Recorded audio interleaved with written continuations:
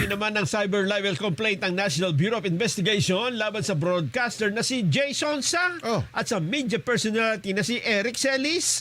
Kaugnay nito ng umano ay pagpapakalat ng maling medical information ng Pangulong Bongbong Marcos.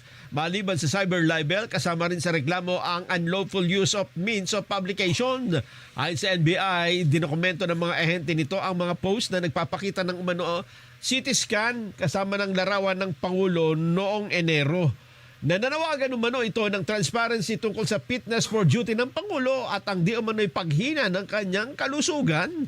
Bagaman ang mga original post ay inalis na o kaya naman ay na-restrict, ay nasecure naman ng NBI ang mga ebidensyang gamit ang digital forensic screenshots. At pag-track ng content na patuloy na kumakalat dahil sa repost at citation. Dagdag pa ng NBI, natuklasan sa surveillance ng ka-Eric Celis YouTube channel ang mga video na nagtatanong sa kakayahan ng Pangulo na mamuno batay sa hindi verified medical documents.